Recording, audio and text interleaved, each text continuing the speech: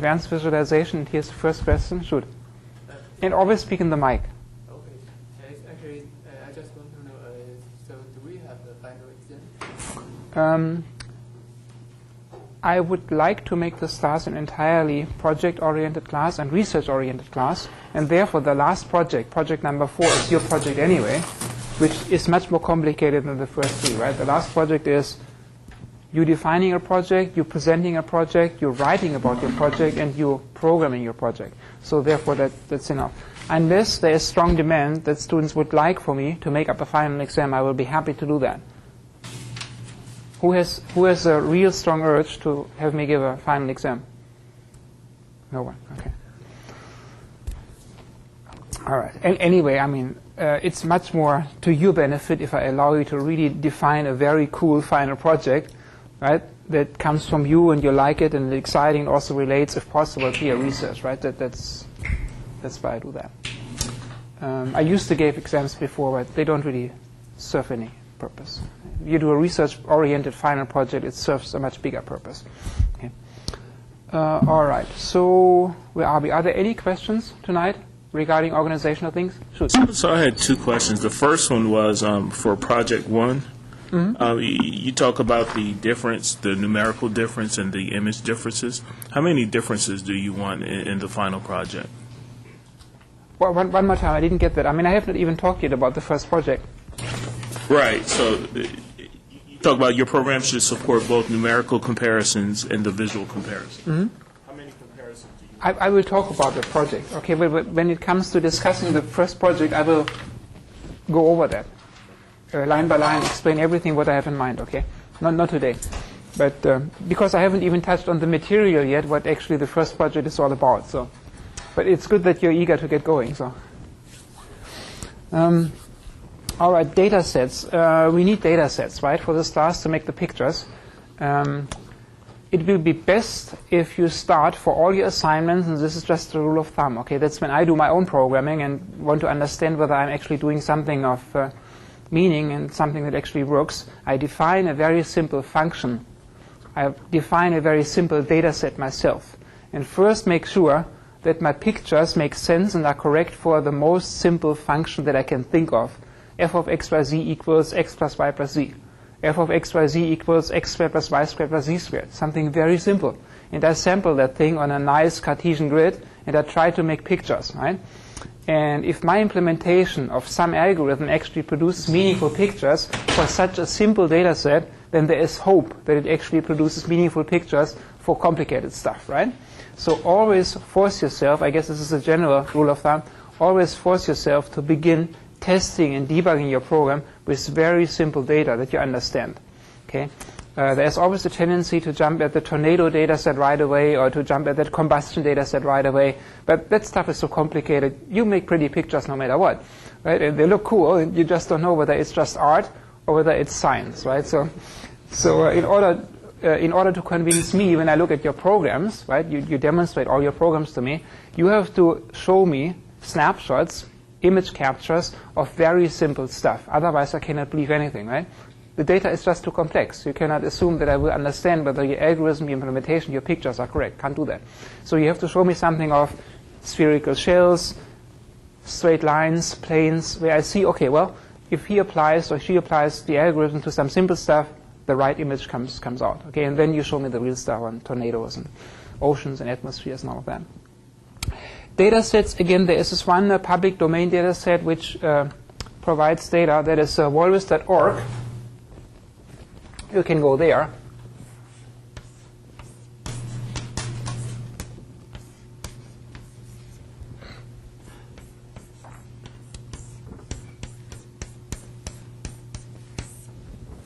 And Kate, can you give me a favor?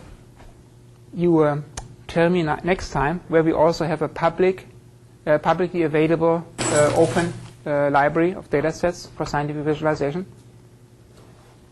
Okay, the website next time on Tuesday. So we share that with everyone in class to get additional data set. This is enough, okay?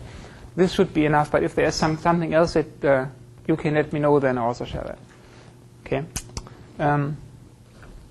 Again, also you yourself have access to all kinds of research data sets you're already working with, right? So by all means, you can use those data sets for your own projects and final projects, no problem. Books. There are 2 great books that I want to highlight. One book is actually on this list that I gave you last time. Those of you who really like the mathematical aspects of this whole area of visualization and computer graphics, the equations, the geometry, the modeling, the approximation, the interpolation, you would really love this book by Jared Farron. It's called Computer-Aided Geometric Design. And even though it is primarily meant for computer-aided design of aircraft and car bodies and ships, things like that, all the techniques in here also apply to the problems you have in scientific visualization. So this, if you like the more mathematically oriented things or geometrical oriented things, this is a great investment. And I let this go around so you can copy this and see how the books look like. And you can check it out in the bookstore or the library. There's another book which is really good for those of you who are really interested in raycasting. It turns out that this area or this field that was initiated in computer graphics or visualization, called volume visualization or raycasting, this is really a subfield within thermal radiation, heat transfer, waves, optics, optical phenomena of waves penetrating certain translucent media. Okay, that's where that comes from. And so this area, or the theory of raycasting, is really a very, very small specialty within heat transfer. And so there is a much older discipline, hundreds of years old, where people have already studied how certain waves of different wavelength are penetrating different types of materials, homogeneous, heterogeneous, etc., etc. And the phenomena that one really has to model if one wants to do it correctly, then it's absorption, it's scattering, it's emission, it's reflection, it's multiple wavelengths, all kinds of stuff. Okay, very complicated, much more complicated than any of the raycasting papers that you have read. But why do I say that? If you want to improve the current state of the art in raycasting or ray tracing volume rendering, then those of you guys who are interested in that, this is a wonderful book that you should at least look at and check out. And it's called Thermal Radiation Heat Transfer. It's the standard textbook. It's like in the 5th edition now. And it's written by Robert Siegel. Wonderful book. Okay, it's of course 1,000 pages thick. And the part that actually talks about the relevant stuff for raycasting is maybe 100 pages. Okay, but again, there's so much in there for you to pick up, get excited about, to make raycasting better. And so those of you guys, I don't know, who really would like to do raycasting volume rendering for making money, for earning a living, this would be the book that you need to read. And also, if you check it out for your final project, you want to do a raycasting project, then also maybe you get inspired by some of the things discussed in there. Shoot. No? Okay. All right. So I said, I assume that all of you already have a very good understanding of at least computer graphics, right? You have to be very good at computer graphics programming. You don't need to write a library of computer graphics, but you need to be able to use a library like OpenGL or whatever library it is that you like, right? I have to assume that. Beyond that, I also assume that ideally you have already done some basic visualizations, visualization, algorithm design, and implementation and testing for three-dimensional data. Because I have to build on that when I talk about the mathematics, right, to make these pictures better. But I want to assume that some of you would benefit from me providing a little refresher about the essence of visualization techniques. And I said there are just 3, right? There are just 3 methods in visualization that everything can be reduced to, essentially. 3 basic approaches to making pictures of volume data. Those 3 approaches are?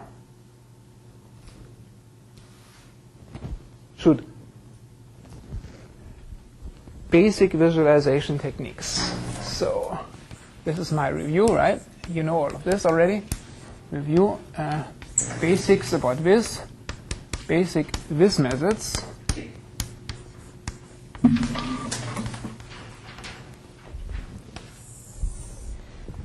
I mean, this is my subjective view, right, of the world. that there are only 3 methods that one really needs to understand well. What might these methods be? Please help me. Jennifer, right? Yeah. Okay. Ray casting. Ray casting is a good one, yes. It's already a more complicated one, right? Good, that's one. What's another one? Slicing. Slicing, yes, that's the most basic one, yeah. And what might the third one be? Slicing, going with a plane through a domain. Ray casting, right, shooting rays in there, or following rays, going through a solid. And then what's the other one? X squared plus y squared plus z squared equals 5. Is it contours? It's a contour. Yeah. It's an isosurface, right? Those are the 3 most important visualization techniques. And nearly all techniques can be reduced to that for scalar fields, for volume visualization, okay, volume data. Trivariate, single-valued volume data can be visualized with those basic techniques. And then they can be generalized. So there are 3 essential techniques. Number 1 is slicing. And then there are the different versions, right? If you are slicing through a 2-dimensional grid, or you are slicing through the volume grid, right? So and those are cut lines, or cutting lines, or cut planes, right? Slicing planes. So you use cut lines or cut planes in a volume data set as the means to actually obtain the slices. Part 2 was contouring, computing contours. Contouring. And the results of contouring are, well, over the plane they are called isolines, and in space, over the volume, they are called isosurfaces, right? So the output here are isolines or isocurves, and here it's isosurfaces.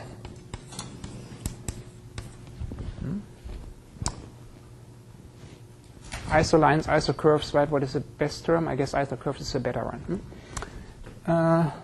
3 is ray casting. Ray casting, or sometimes called volume rendering, right? Volume rendering, ray casting is used interchangeably. Volume rendering.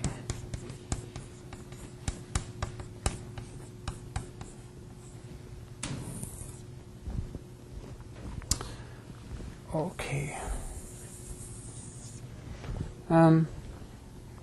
Let's review the essence of slicing again. Slicing.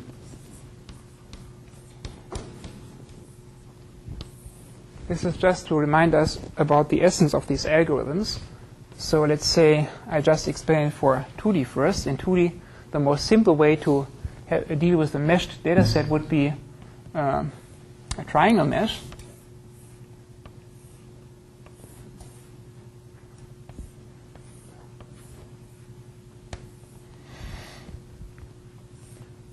Okay, what else do I have? Well, I have the connectivity, and then I have the individual data. And the data in 2D would be, of course, points and function values. And then if I have a cut line, a slicing line, then, well, I want to understand what is this function when I cut this triangular mesh with a line. And I can then visualize, right, the function restricted to this segment from there to there. I either can use a color map to actually give this line a color, or since I have additional space to draw, I could evaluate the function that I know at certain locations here.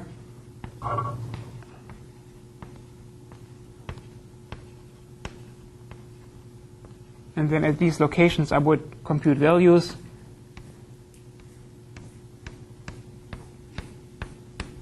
And afterwards, if I were to use this direction, say, to indicate function value, I could show this something like that, right?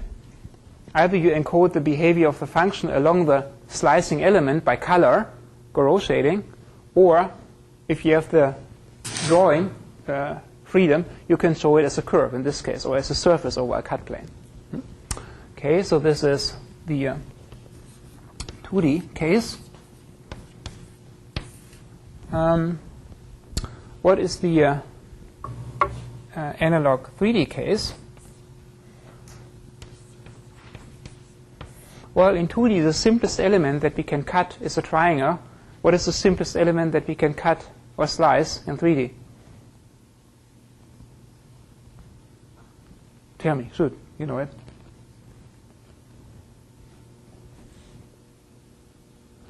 Jennifer? Tetrahedron. A tetrahedron. So in 3D, we have our domain x, y, z. And if I just draw one of the elements, the simplest element, then I have a tetrahedron. Okay. What is the data that I have in this case? I have points. Now they have 3 spatial coordinates and one dependent variable, right? X, Y, Z, F. And now I have a slicing plane in 3D, and that slices plane through, well, the entire set of tetrahedra that I have. And say if my should draw this actually slightly differently, should start with the slicing plane first to indicate that we are slicing. So we are slicing in 3D space with a plane. This plane goes up and down, and is happily intersecting one of our tetrahedra.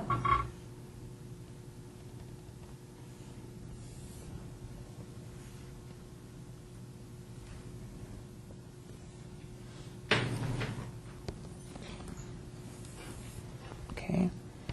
Then I get this intersection between the cut plane and the tetrahedron, and the points would be my points xi, yi, zi, fi. All right, again, how do I show the function, which is the 4th dimension, right? The function is dimension 4. How do I show the function in the cut plane? By doing a Garot shading, right? I can Garot shade, color map the function value into that plane. In order to do that, I also need to evaluate on another grid, right, the function on that plane. In order to give it a color and paint it, I need to evaluate the function also here, right? I need to get function values in the cut plane everywhere, right? So the cut plane is going through all the tetrahedra. When it goes through the interior of a particular tet, I have to have a bunch of sample points inside the tet, and I have to have a means to get values there, right? Okay. So this is the cut plane, which is Garot shaded, say, Garot shaded based on function value, shaded based on function fct value.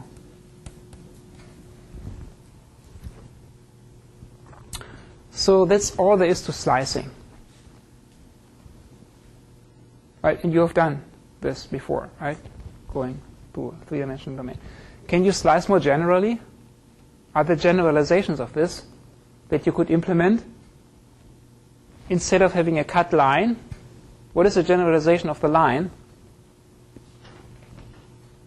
You could have a cut curve. Huh? Why not? Why are you interested in the behavior of the function just along the line? You might be interested in the behavior of the function along a curve. Right? In 3D, do you have to cut the domain with a plane necessarily? No. You also might be interested in seeing how the function behaves on concentric shells. Huh? So you could also slice in 3D, not using a plane, but having a bunch of spheres, right? Shrinking and growing. Huh? So cut lines could become cut curves, and slicing planes could become slicing surfaces. Huh? For example, if you have a phenomenon defined in the interior of the Earth, right, it might make more sense to see the variable mapped onto spherical shells. Right? If your domain is indeed the box, well, the box has planes, right, as boundaries. But if you have a globe or the Earth, well, it has a spherical boundary, so you want to have shells, right? Maybe. All right. So, but the most important aspect there is the following. You are only given in your input data set these function values, right? The values at the corners of your mesh elements, in this case triangles. And that doesn't suffice. In order to come up with the values here, you need to do what?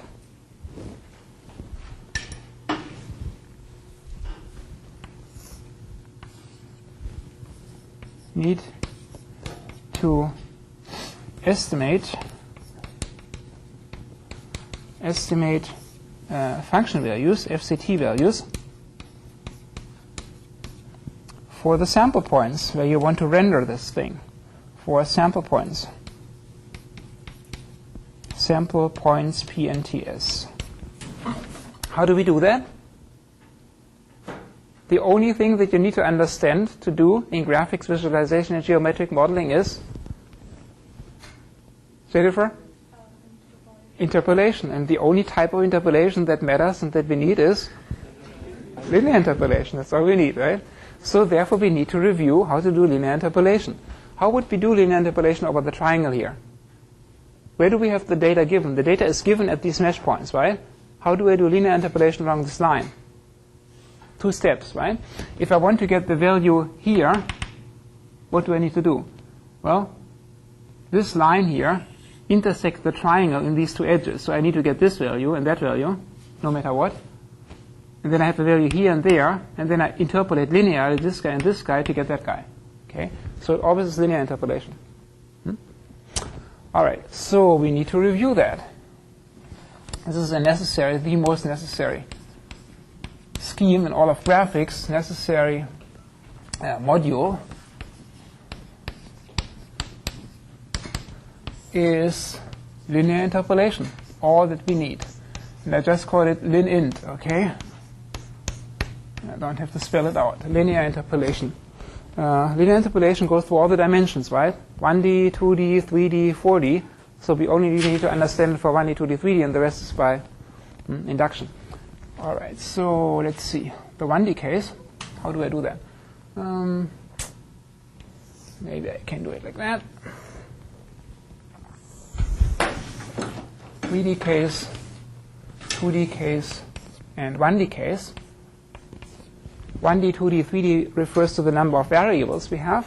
In the simplest way, in the simplest case, we have just one direction x, and we have 2 values at location circle, circle with function values, bullet, bullet. And I call this maybe location A, location B, and I want to evaluate at some arbitrary location x, and I need the value f of x. Okay, what is the value f of x? Well, your eye sees that. Your eye sees that there exists this line, and your eye sees that that is the value at this triangle location. Okay, so what is f of x? Mathematically, actually, let me call this better, x0 and x1. Then I can call this value f0 and f1. And this value here is f. Okay, so how do I get f from f0 and f1? F at x is a combination of the left values, right? It's a combination of the left value, f0, plus something times the right value, f1. And what is the stuff in front of it? You remember that, or you derive it? Okay, I call it x, so. Just replace t with x in your mind. So, obviously, you divide by something, right? You have to divide by something here, maybe. x1 minus x0 first. Okay, so I give that away. And what goes into the numerator? Be brave. Tell me something for this guy. X minus? All right. x1 minus x. Who? x1 minus x. Yes, there's the winner. x1 minus x, and therefore, what goes here? X minus x0. Okay? Yeah. X minus x0. That's hard to remember. Therefore, I don't remember it this way. I remember it like this. I remember that this length here has a length, and I call this length L0. And this one has a length here, this interval, right? And call this length L1. So the length closest to F0 I call L1. The length closest to F1 I call L0, opposite index. And then I can just say this is L0 over L0 plus L1 times F0 plus L1 divided by L0 plus L1 times F1. Okay. Linear interpolation for a line. Now in 2D, my data lives in a triangle, lives in a plane. So I have this problem. I'm given a triangle with corner values. Right? So this guy might be corner 2 with function value 2. This might be corner 1 with function value 1. All right? And I need, say, the value here. What is the value there? The generalization of this thinking is to do this. Okay, this point where I need a value there subdivides my triangle into 3 subtriangles. And so if this guy is called point 0, okay, then you remember this, right? You always give the index from the opposite vertex to the opposing area. So this triangle has a certain area, and I call this area 0. This one I call area 2, and this one I call area 1. Okay, it's opposite to the vertex, the indexing. And so what is the value there at this location P? That's where I need a value. So the value f at P is the value at some location xy. And that one. And now it becomes a nice generalization of this thing. Now it is just area A0 over something times function value 0 plus area 1 times function value 1 plus area 2 times function value 2. And here I had to add up the 2 lengths. Here I have to add up the 3 areas. Okay? So that's how I can remember this. A0 plus A1 plus A2, A0 plus A1 plus A2, and A0 plus A1 plus A2. Okay? So this is the important part, the interesting formula. Here we have the same scheme, and now it becomes obvious how this generalizes to a or tetrahedron. In the 3D case, we have our data living in 3D space, x, y, z, and our most primitive element in 3D would be a tet. And now we have 4 given data. And so let's say this guy is number 3, x3, y3, z3, and function value 3. This one is, say, the first one, x1, y1, z1, and function value 1, and so forth. And this one might be the first, x0, y0, z0, and function value 0. So this guy is number 2. And now I need to evaluate somewhere in the interior, right? So my interior point where I need a value, say, is this guy. Point inside that tet. And again, then I can connect the corners of the tet with this point where I need a value, and I subdivide the big parent tet into how many children? 4, right? So a line gets split into 2 children, 2 sublines.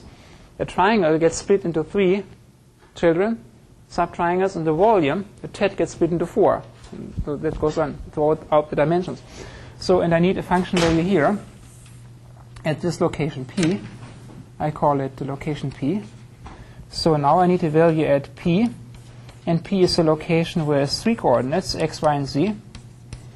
And this formula goes over just by going 1 dimension up. Instead of having 3 terms, I will have 4 terms. Instead of talking about areas, I will talk about volumes. And instead of having to add up 3 sub-areas, I will have to add up 4 sub-volumes. Okay, and then you see how that goes on. So this is, I just write down the first term. So this is volume 0 over the volume 0 plus volume 1 plus volume 2 plus volume 3 times the first corner function value plus blah, blah, blah, 2 more. And then the last one will be the value number 3 times, well, the volume number 3 over all the volumes. Volume 0 plus volume 1 plus volume 2 plus volume 3. Okay. And again, these V values are the volumes of these little baby tetrahedra inside the big parent tetrahedron. So V is for volume. Here A is for area.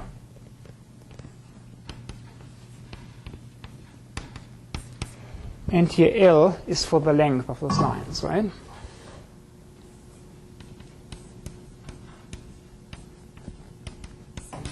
And now you can go from this 1D case to the 2D case to the 3D case to all the cases, right?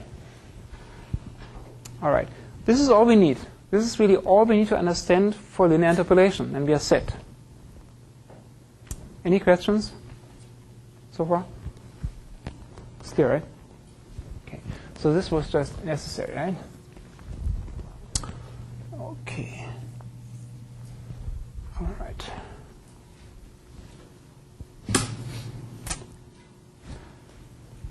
Enough said about that. Now we are done with slicing and cutting. We're done with that. This is the technique that's all you need to understand, right? You have slicing elements, slicing lines, or slicing planes. You sample your slicing elements with points, these points, right? And then you need to evaluate at these sample points. And here's the magic that you use over and over again to sample on a line or to sample in a cut plane. That's it. And then you can do slicing. Then there are variations of that. Now we come to the next important one, very important one, that is contouring. Number 2 is contouring. Contouring.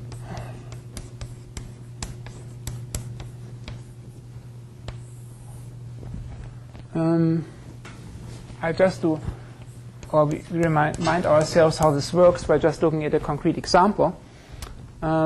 Example, I just give you in the xy plane a mesh, right, a 2D mesh, and then the contour will be a polygon, I guess. And let's do the following. I just give you a bunch of little happy squares. Okay, not enough. I also want to, that's too many squares. I don't like these big examples when they go out of hand too much. The principles can be explained more simply.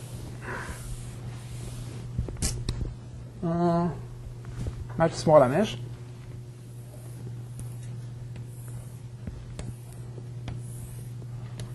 A nice simple triangle mesh. Okay, that triangle mesh is given. This is a valid triangle mesh. It's a little bit awkward there, but it's okay. And I have function values there. So I just say circle means 0 and bullet means 1. Okay, and I want to have the contour value for threshold t equals 1/2. Okay. All right. So I just do this randomly. Bullet, circle, bullet, bullet, circle, circle, bullet, bullet, circle.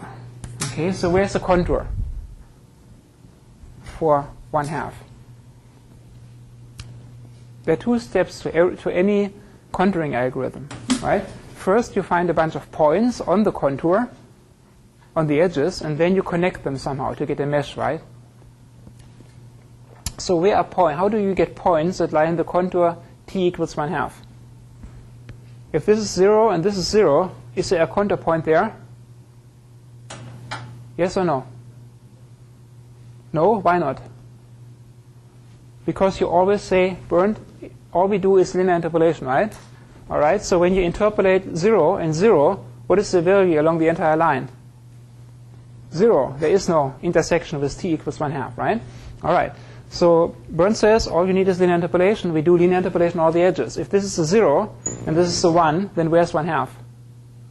1/2 is at the middle, right? That's why I've chosen this example. So there can only be intersections with a contour if one endpoint has a value smaller than 1/2 and the other endpoint is larger than 1/2, right? So that's the first check you do.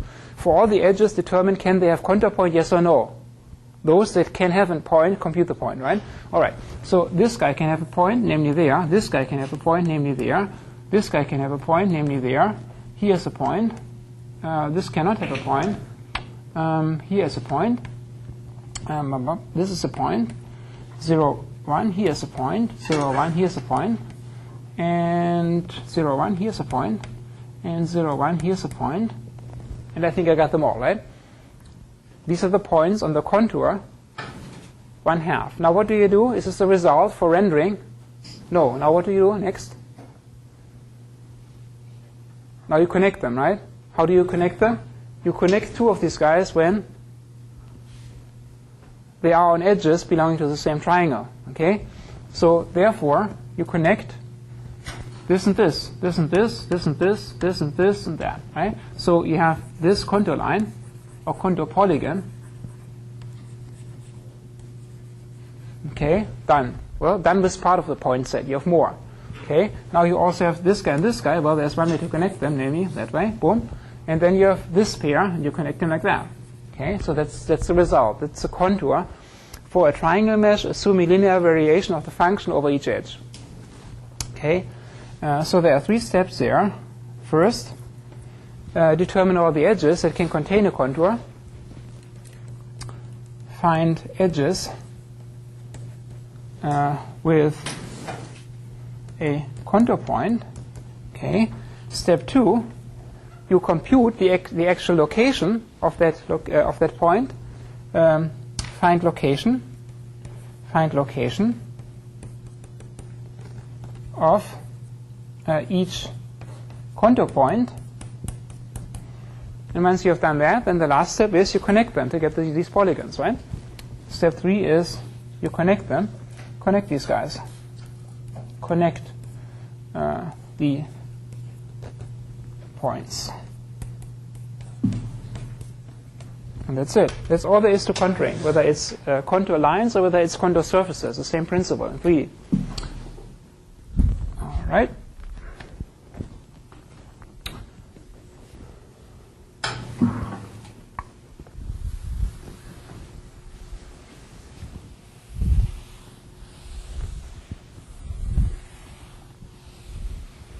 So I explained the principle there for a triangle, because the triangle is the simplest creature there is, right?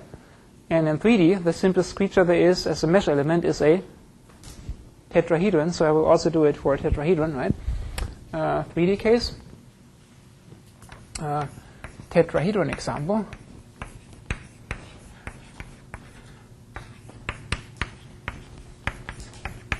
Okay, if we determine a contour surface, a contour mesh for a tetrahedron, then our data set already lives in 3D space, and here is a habitat, one of several million tetrahedra, and at the corners we have function values. Say I have 4, 4, 4, 1. I just show the values, and then I want to have the contour for threshold t equals 1. No, I cannot do that. Let me give this guy value 0. So where's the contour for 0? Same thing, right? We apply the same steps, the same 3 steps. Which are the edges that can contain a contour point? Only this edge, and this edge, right? So therefore, now I do linear interpolation. This is 0, this is 4, so where's 1? 0, 4, there's 2, there's 1, right? No? So I get this point. So this is 0, this is 4, so here it's 2 and there it's 1, right? Something like that. 0, 4, so here it is 2, so it is 1 there, right? That's it. I get 3 points. And now comes step 3. I have to consider the entire set of contour points, or only 3. And for each set that lie on the edges of the same tet, I connect them in a polygonal fashion. So I take this guy, take that guy, take that guy. And there's my contour triangle, right? That's it. Done. And you do this for all the elements. So here's your triangle.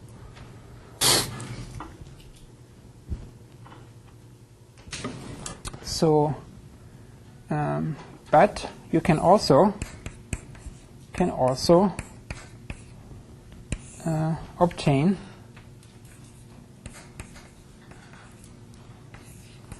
quadrilaterals, okay?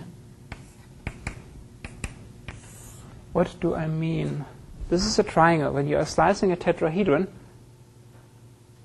no, it's not slicing. When you're computing the contour inside a tetrahedron, you can get triangles or quadrilaterals. Why is that? I give you one example of a quadrilateral intersection of the contour with the tet. So how can I do that?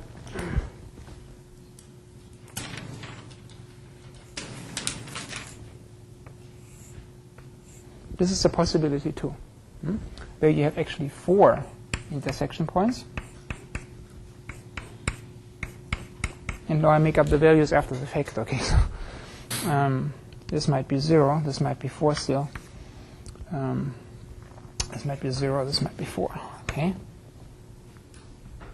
And threshold might still be 1.2, okay? Something like that. Okay, you see, in this case, you have 4 edges, 1, 2, 3, 4, where you have an intersection with 1.2. And then you get, when you connect them, you connect always 2 points that lie on the same face. This point and this point are connected because they lie on the bottom face together.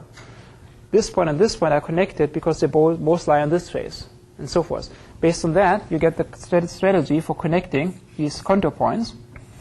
And once you have exhausted the set, then you have an oriented polygon. And in the tetrahedral case, you can only get triangles or quads. That's it, not more. Okay. That's all we need to understand for contouring. Done. And now comes the more interesting stuff, right? Who talked about raycasting right away? Jennifer, right? So you have to help me then with raycasting. It's more difficult. Because that's this big book by Robert Siegel, 1,000 pages about heat transfer, right? Okay, raycasting. Raycasting. What is the basic principle of raycasting? What is going on there? What was the first paper that introduced raycasting into visualization?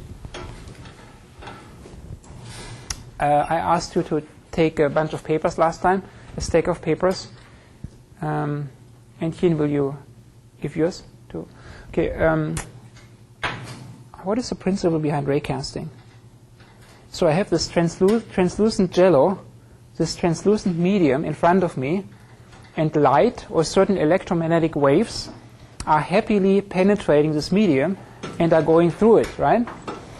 And so the ones that are of interest are those that are in the visible part of the spectrum. And that's the story. Okay, so I have a certain background color. The background color behind the green bottle is this gray stuff, right? So what I see here in front of the on the image plane, here's my image plane, my raster, right, my IJ pixel space. I get a picture which is a combination of all this gray stuff behind the bottle, and then the green stuff, the bottle color itself, and maybe some color in the interior of the bottle. In this case, there is no color at all because there's only air in it, right? But so what I do, I shoot, just like ray tracing, I shoot a ray through all the pixels in my pixel plane or image plane, and then sample the field function, the space. I sample the space and ask the question, what is the material property for each sample along the ray? And based on the property that I assign to the material, I compute ultimately a color for that pixel. And there's a bunch of magic going on, right? And this magic is called opacity, translucency, transparency, transfer function, and whatnot. And the other thing is color models, right? All the samples that are along the ray going through that bottle, they get illuminated, right, by something, namely by these lights. So you have to understand lighting and illumination. And at the same time, you have to understand the characteristics of this medium, the characteristics in terms of scattering, absorption, reflection, refraction, and much, much more. But all the raycasting papers simplify all of that away, okay, and it becomes very simple. First paper, indeed, was a very good paper by a gentleman who was at the time at North Carolina, Chapel Hill, Mark Levoy. He's now a professor at Stanford, and he really became famous with coming up with this, okay? And so that was the original raycasting paper around 1988, 1989. Raycasting, where that term was first coined as a term in visualization. Raycasting, let's review that. ray casting. How does it work? Okay, the basic principle, well, it goes back to heat transfer, but that's besides the point. This was really introduced in visualization by Mark Levoy. Okay, and he wrote a bunch of papers on this topic. Okay, I mean, first paper, improving it, making it more efficient, blah blah blah, some more tricks and better transfer functions. So in the late 80s, early 90s, there's about 10 or 20 papers that include Mark Levoy. You should read those. Okay, that's where it all started. How does it work? So you have, I can only draw it for 2D. So you have your screen. This is your screen. And you have all these pixels. And you have your eye, the viewer, sitting here. And you need to determine, well, what is the color here, right? What is the color for this particular pixel, just like in ray tracing. But ray tracing and ray casting is very different. So you shoot this ray into space. And this space is some kind of heavy material. Okay, and so this material has some properties, and there's also a light source somewhere, a happy light source.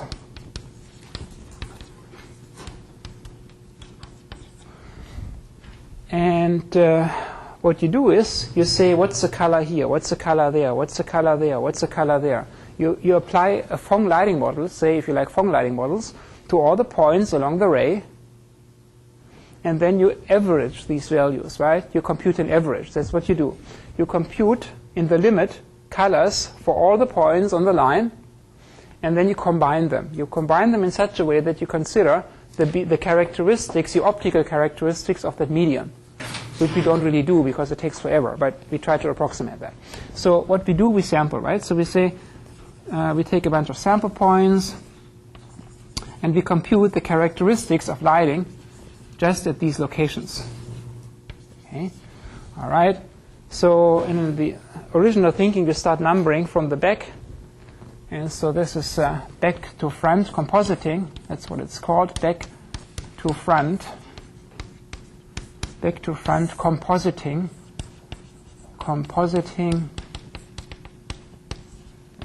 Okay, and so first of all, there's this color here in the background, right? That's the background color. And the background color has an influence on the color I see here, if this thing is transparent, right?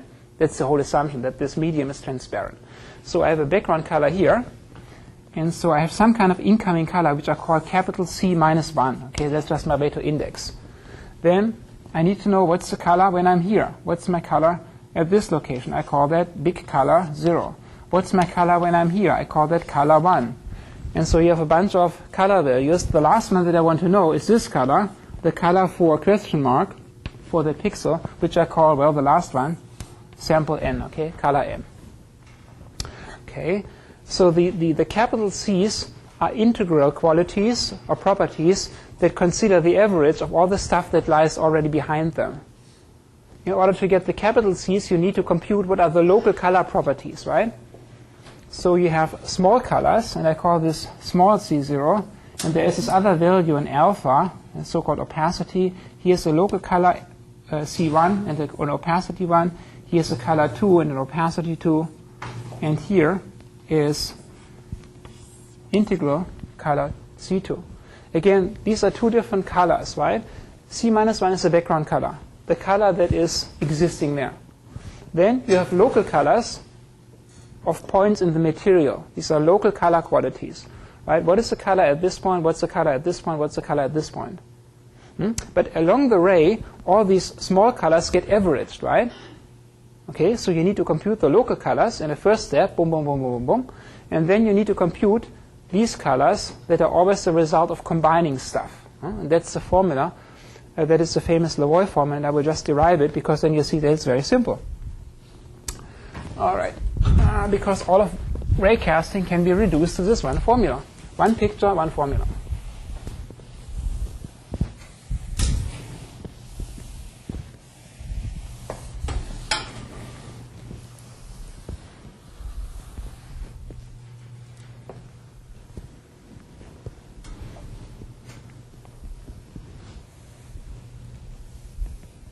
Okay. All right. I just do this by induction, right? Whenever you have to derive formula for n. You just develop it for C0, C1, C2, and then by the principle of induction, the general formula for arbitrary n follows. So, and we developed the Levoy formula, Levoy's famous formula. So I say, what is this color? This color here that I have there, if I were to stand in the material as a viewer with my eye, I'm standing here, then the color that I'm seeing there is a combination of the background color and this local color. That's the principle. When I'm standing here as a viewer and I look into the volume in that direction, then the color I'm seeing there with my eye is some kind of combination of the background color plus the local color. And that principle gets iterated, okay? So you say big color, capital C0, is, I have to say what these alpha i's are. They are so-called opacities, and it becomes clear why they are called opacities. Opacity. It is 1 minus alpha 0 times the background color, C minus 1, plus alpha 0, C0. So this C minus 1 is the background color.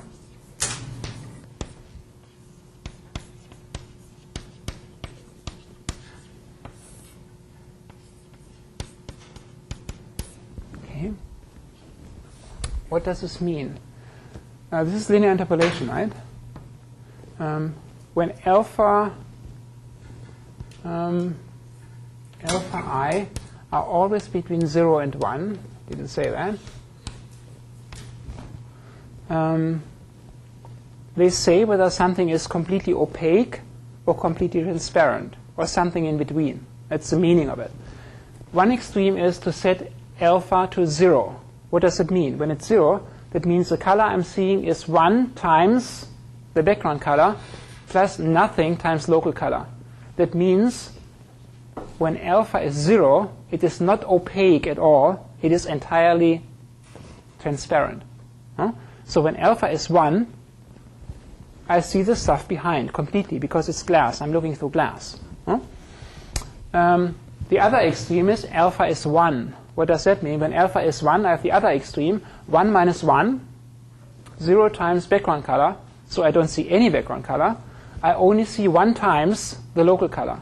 Right? So when the thing is completely opaque, a black body, right, then there is no radiation getting through it. Okay? And then I have just 1 times the color I'm seeing there. Okay? And then all the other alpha values between 0 and 1 allow you to model some kind of transparency, translucency. Okay. This is, of course, the big trick to determine for what type of object that I model do I need what type of alpha value. That's the big magic, okay? And that's an entire research area in its own right. So this is this. Now I iterate the formula. I know how to do this. Now I know how to do C1. C1 is defined the same way. It is 1 minus alpha 1 times C0 plus alpha 1 times C1, right? The same formula, just the index has gone up by 1. But at this point, do I already know what C0 is? This is the definition of C0, right? So I plug it in there. So this is 1 minus alpha 1 times, well, what is C0? C0 is something. C0 is 1 minus alpha 0 times C minus 1 plus alpha 0 C0 plus alpha 1 C1. Okay? Okay. Now I can go on. Now I develop the formula for C2. What is the formula for C2? C2 equals, well, same thing. C2 equals 1 minus alpha 2 times C1 plus alpha 2 times C2. And now C1 is already defined. I can plug it in there. Okay. So when I do that, then I have, this is 1 minus alpha 2 times times this expression, 1 minus alpha 0 times C minus 1, C1. Let's see. Or C minus 1, okay. C1, I have to plug that in there. C2, C1,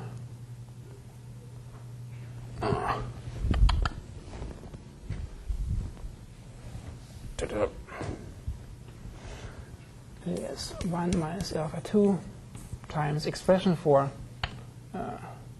C1. The expression for Z1 is this guy. 1 minus alpha 1 times 1 minus alpha 0 times C minus 1 plus alpha 0 C0. First bracket is plus alpha 1 C1, and second bracket plus alpha 2 C2. Okay. And now I will stop because the expressions get longer and longer.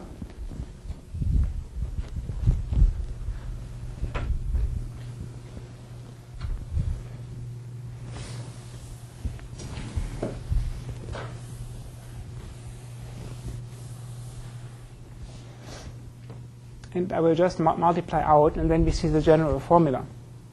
So if I multiply these things out, then I just see what I have. I collect these terms, these guys, in front of the background color. So I have 1 minus alpha 2 times 1 minus alpha 1 times 1 minus alpha 0 times the background color, this guy, C minus 1, plus, all right. Now I have the other things. Now I have this guy, this times that, times that. So I have 1 minus alpha 2 times 1 minus alpha 1 times, where is it? Alpha naught C naught plus, now this guy times that guy. I have 1 minus alpha 2 times this alpha 1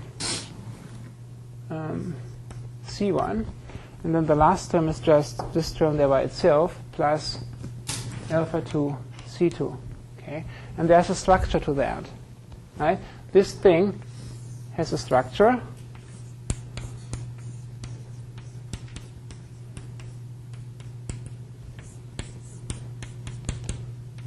Okay? And the structure is there's one term here, which is the term that contains the background color. And the rest is all the stuff that is a combination of local colors, averaged or summed up or added. Okay? That's what you write down. You see one term and another term. Those are two terms, and the first one is just the product, and the rest is a sum. And you translate that into the language of mathematics as a product and the sum. So this is what? The first term is the background color, C minus 1, times a product. The product is a bunch of 1 minus alpha I values, so it's just 1 minus alpha I, right? And the I goes from, well, from 0 to, that's it. N is 2 in this case, right? Because I stopped at 2, right? I stopped by formula at 2, but in general it goes up to N. So 2 is N. So this is I from 0 to N. Okay, that is the first part, this part. And the next part is the sum of products. That's what I write down. This next part is the sum of products. All right. So plus there is a sum of certain products. What are these products? The products include the alpha I times Ci, alpha I times Ci, alpha I times Ci, starting from 0 going up to N. Okay? So it's a bunch of alpha i's times Ci values, and I goes from 0 to N. Okay, and this stuff is multiplied by certain 1 minus alpha j coefficients in front of them. That's a product, right? This thing has a product of 1 minus alpha in front of it. So that's the language then. It's a product of certain 1 minus alpha j's. And where does j start? Here I is 0, so j starts at 1. Here I is 1 and j starts at 2. So that always is I plus 1. So it must be j from I plus 1. And where does it end? It always goes up to N. Okay? To N. And this is it. This is the general Levoy formula. Cn equals that. That's all there is to it. This is his first paper about that, okay? All you need to understand is that picture and that principle, and then putting down the first terms, right, how this formula evolves for the first couple of terms, and then you just write it down for arbitrary n, and that's it. And that's the formula you will see in Levoy's paper. Okay, that's that.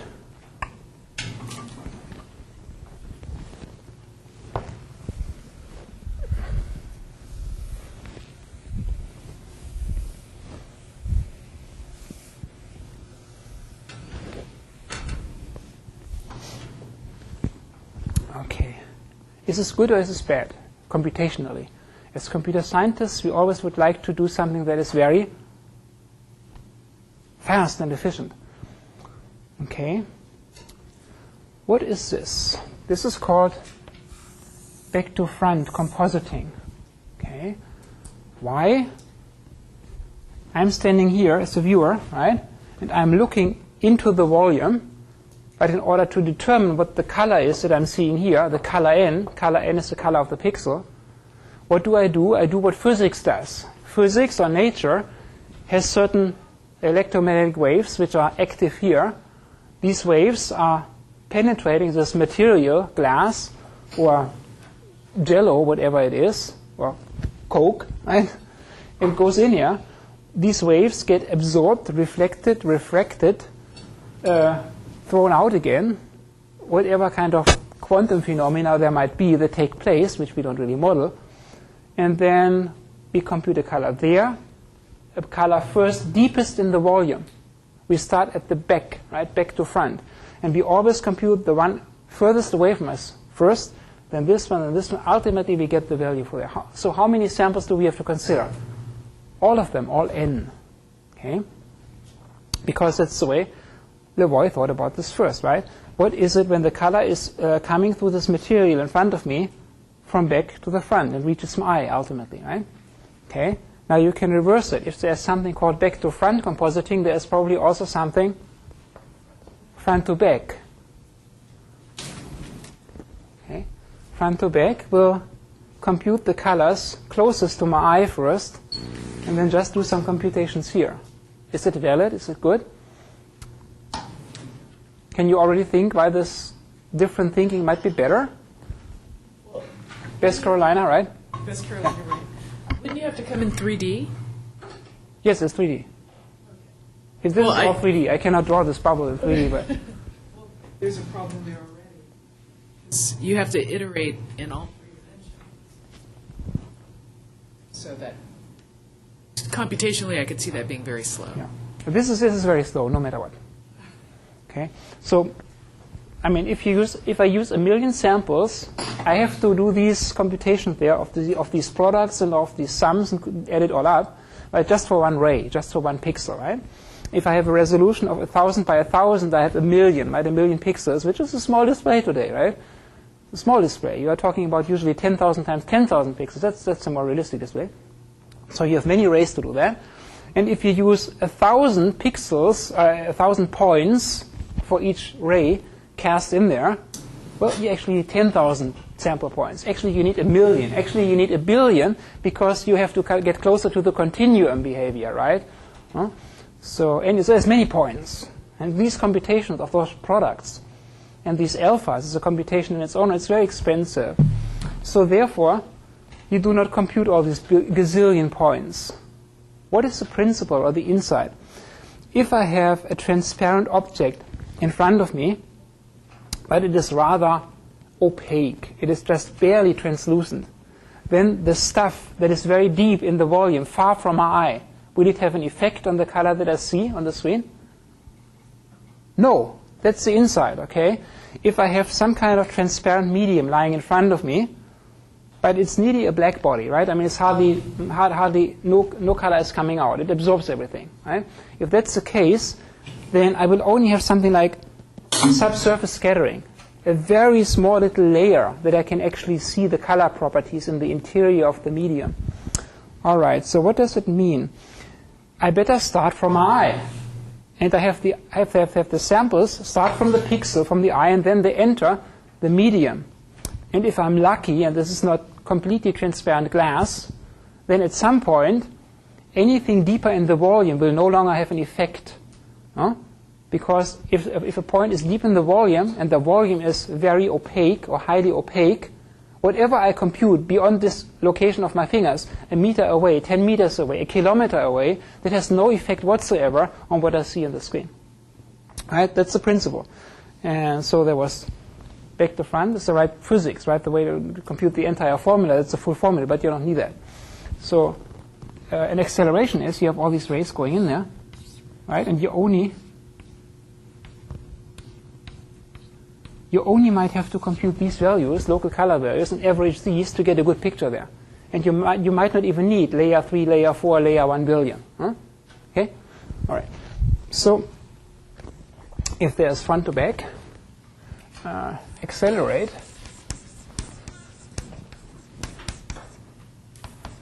And you accelerate by turning the formula around. You do front to back. And that's a real trick. Front to back, a great trick. Front to back compositing.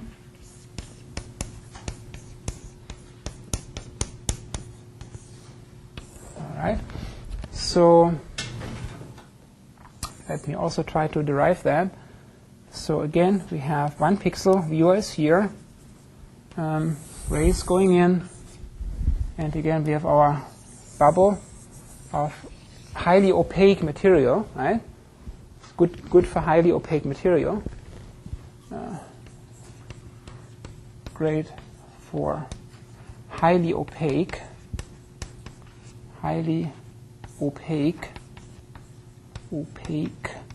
materials.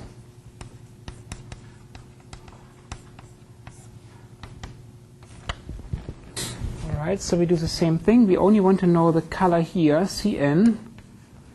Here's a point, here's a point, here's a point. But I don't want to go all the way in there. This stuff doesn't have any effect on the pixel, right? All this stuff close to my will have an effect. So this will be Cn minus 1.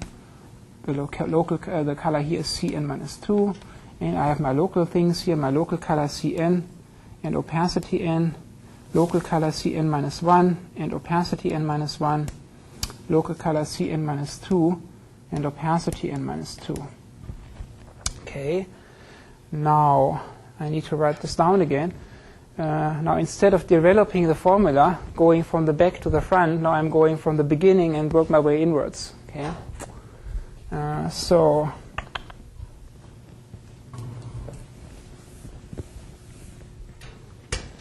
how does this work? Well, I need to know what is the value for Cn. The color here is a combination of the local color there and the color behind it. Right? The color here is a combination of Cn minus 1 and the local color Cn. So it is 1 minus alpha n times Cn minus 1 plus alpha n Cn. Okay. And now I iterate this formula again. Now I apply the same formula for Cn minus 1. Cn minus 1, the color there, is a combination of Cn minus 2 and the local color there. Okay, and I plug that in. So next step is I say this is 1 minus alpha n times, well, now I plug the expression in there for Cn minus 1. So I have to use the same formula, but the index goes down by 1, right? So this then is 1 minus alpha n minus 1 times Cn minus 2 plus alpha n minus 1 Cn minus 1 plus alpha n Cn. Okay. Now I have this guy in there. Now I can iterate for that. All right, so Cn minus 2. What is Cn minus 2? Cn minus 2 is a combination of Cn minus 3 and the color there, right? And at some point I can probably stop. This is Cn minus 3. So and I will stop after this one. So this one is now 1 minus alpha n times something, 1 minus alpha n minus 1 times, well, now I plug something in for Cn minus 2. The Cn minus 2 expression would read 1 minus alpha n minus 2 times Cn minus 3 plus alpha n minus 2 Cn minus 2 bracket plus alpha n minus 1 Cn minus 1 bracket plus alpha n Cn. Okay, all right. Is it correct? That's correct. And I can go on and go on forever, right, until I actually reach the end of this volume. But I don't want to do that. So now I can also write down a formula for this.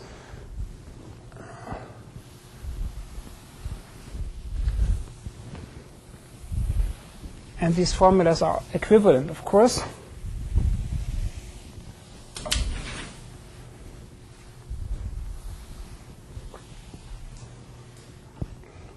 All right.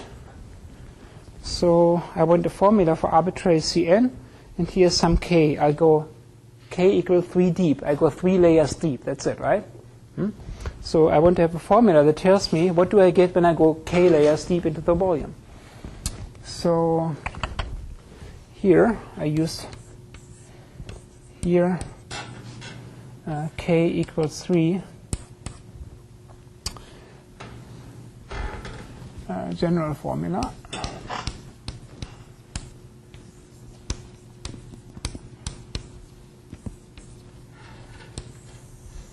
Okay, so what is it?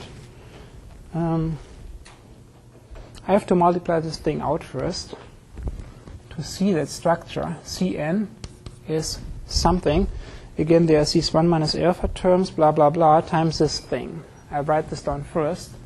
So it is 1 minus alpha n times 1 minus alpha n minus 1 times 1 minus alpha n minus 2 times the color Cn minus some k. Okay, that is this k variable, the number of layers I go in there. N minus 3. Well, I have to leave it at this. I have to leave it at 3 for this specific case. And now come the other terms. The other terms is now this guy, this guy, and this guy. All right. This times that times that. Okay. Plus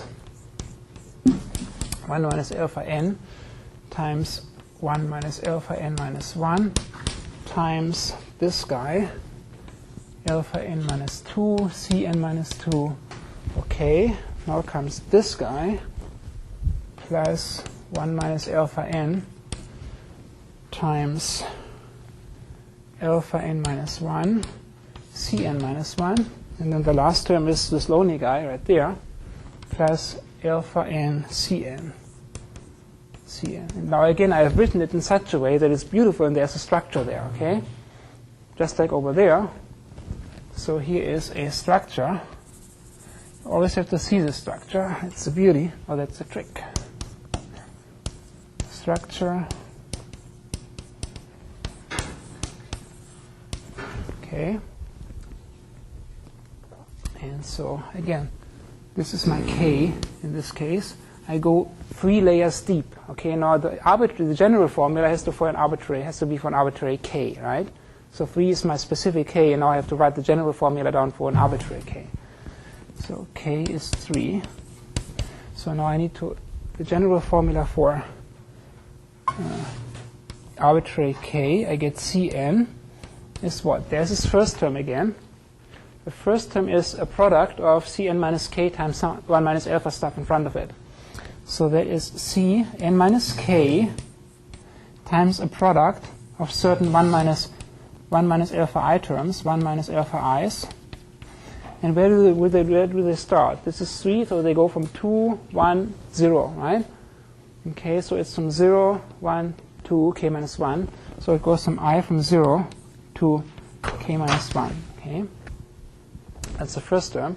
And again, the next 3 terms is just a sum. These are sums, right? Adding. It's a sum of certain products, so you write this down, plus a sum.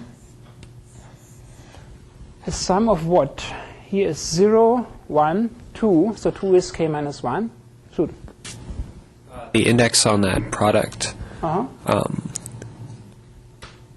the I equals 0 do you mean like a sub n minus I? Or because we don't. Yes. Good.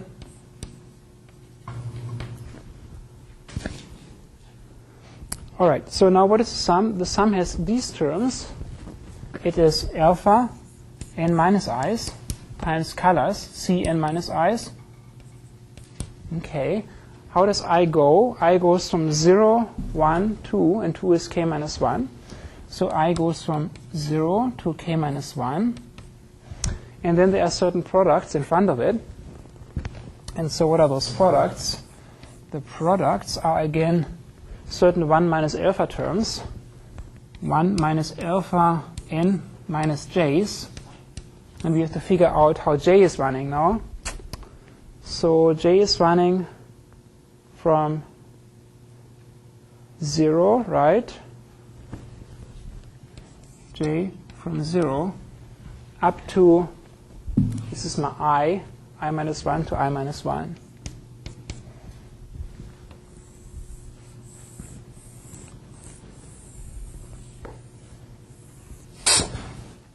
And is it correct? I think so. You think so? You're in a much better position, right? So, but yes, you were right. You subtract the I, so this is n minus I. Okay, n minus I. Yes, it's correct.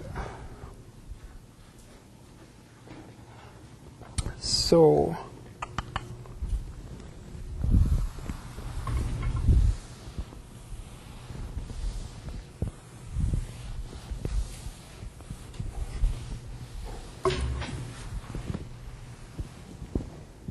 so how do we use it? The following, don't copy that, okay? Don't copy the following. This is the way it works. Don't copy it. Just think about it. So I have my volume, right? I have my screen. I'm looking from here. And this is a transparent medium, right? There's light, electromagnetic waves coming through there.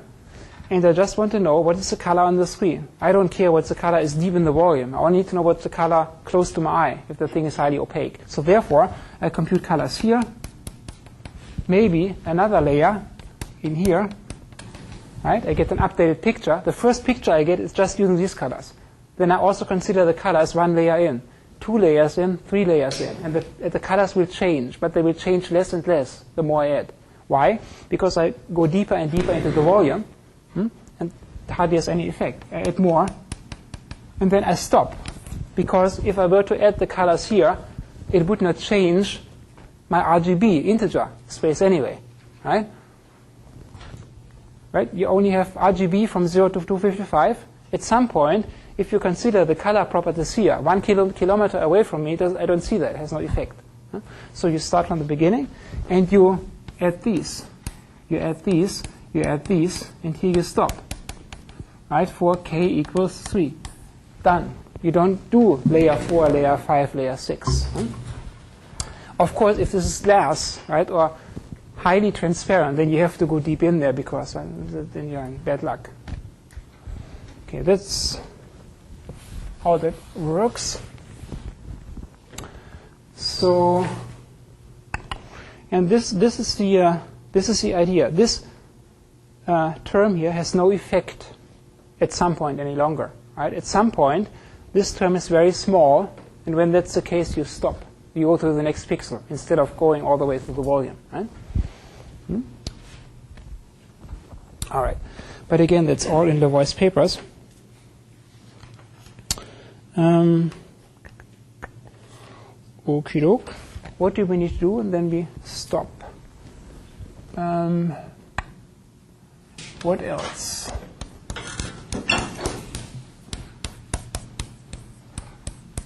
For raycasting.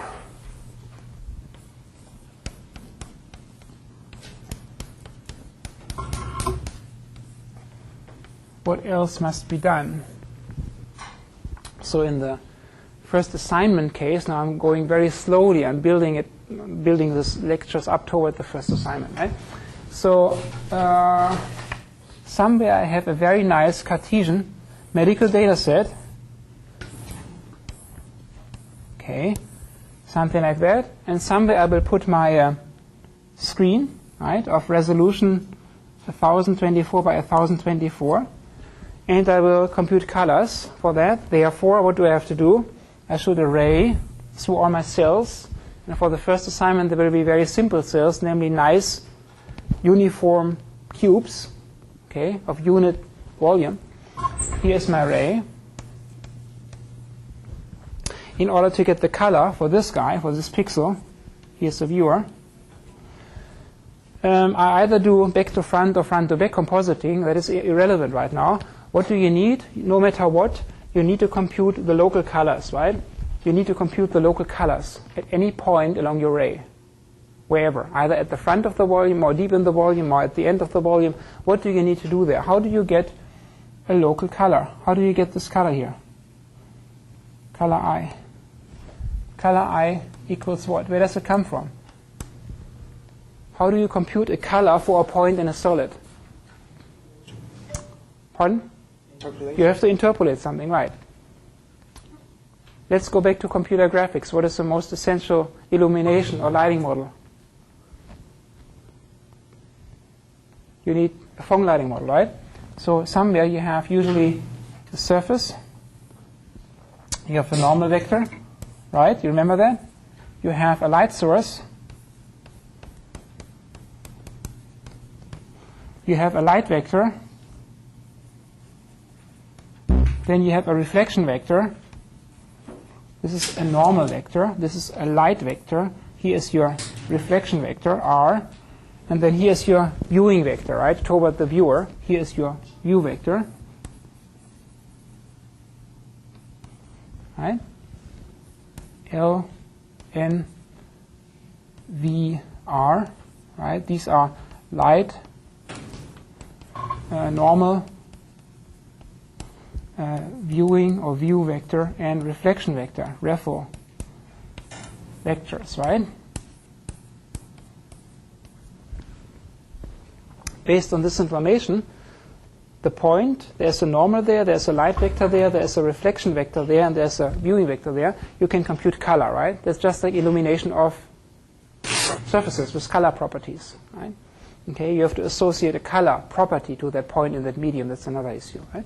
So you apply, use the Phong lighting model, right? Use Phong model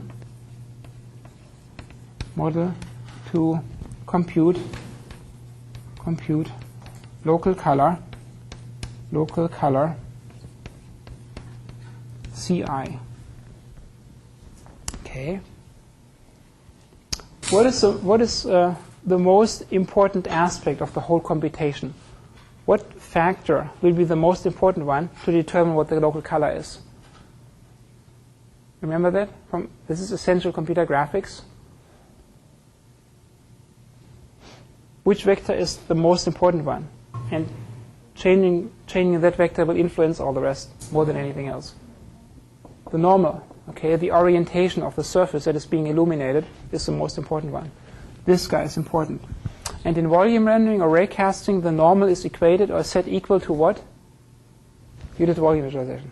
Gradient. The gradient, right. Where does it come from? Why is it the same? The normal is a gradient becomes the normal, right? Where's the surface? There's no surface, I have a volume. Where's the surface anyway? Where's the normal of what? Okay, it's the gradient. Just use the gradient. The gradient is the normal. So we talk about that next time. But anyway, last remark is just that we need to be very careful with computing great gradients or normals to get great pictures, okay? So the important observation is this one. The important part is this. The normal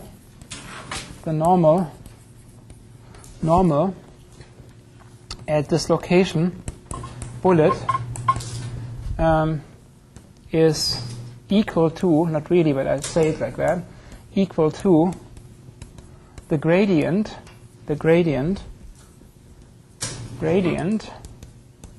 at that location, at this location. If that's the case, we have to make sure that we compute very, very good, high-quality gradients. Otherwise, all of our pictures will be screwed up. Okay. Therefore, need very good gradient estimation schemes. Need very good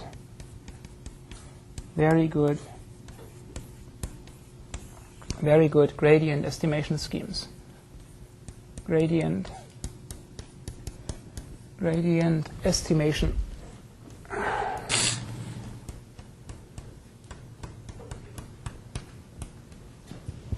Okay. And we will do that next time, and we'll be happy when we know how to do that. All right.